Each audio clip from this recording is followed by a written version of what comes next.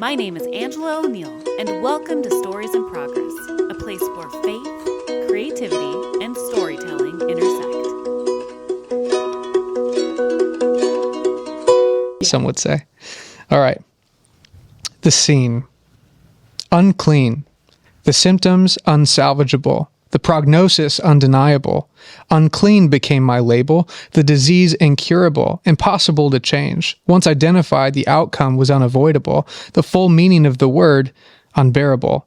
Pain, misery, yes, pain physically, but the loneliness, it drained me mentally. Basically, I was consumed wholly by this identity. The word simply, leprosy. The prescription, isolation. I was forced away from human relations, a life lived in desolation, not to mention stripped of family. There was no hope for my situation, no more touch from another, no eyes of care, a safe distance between us. Even that was more than most could bear, mouths covered so as not to breathe in the same air. So I lived day to day, away, with hardly the energy left to pray, wondering if God would even hear the words I had to say, or would he too step away? Then there's my family. Imagine with me, touch from my family would never again be, as I watched them step away from me, afraid they would catch the disease. Yet I could see they, like me, longed for one more touch before I had to leave. But this was a wish, only a dream. No kiss, no hug, no running embrace, no time in the field as we play and race, no gentle touch from my wife as she touches my face, no longer free to live in the same place. Safety was space. People don't often speak of such things. Some subjects simply cause too much of a sting. My reality was devastating. So the change now in me, in simple words, is amazing. So why was this day different from them all? You see, I had heard of a man.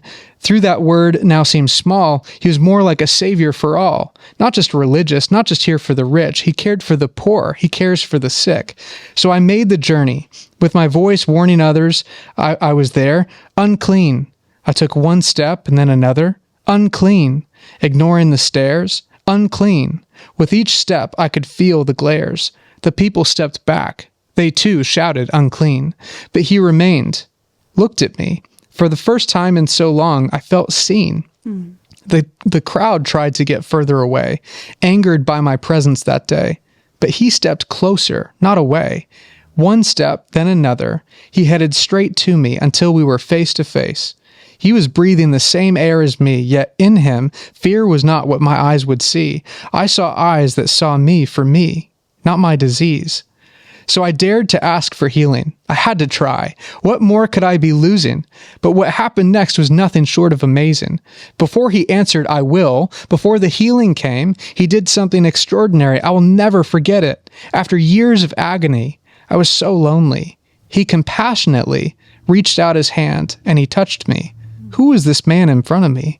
The healing came, the words proclaimed, but that touch, that was personal. It declared a change in my name. No longer unclean, the new word redeemed, divinely embraced, covered in grace, no longer a disgrace. Now because of him, I can face tomorrow. Because of him, I have joy instead of sorrow. Because of him, I have a new life instead of just waiting for death. Because of him, I can breathe a new breath.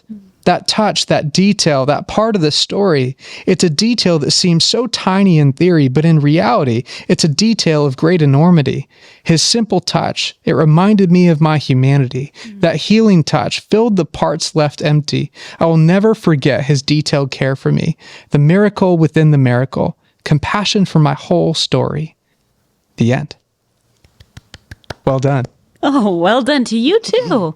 Come on, we'll get you on stage for the acting. Oh, no, I can't handle that stuff. I leave that to the professionals like you. Well, I think you're pretty professional. Yeah, I love it.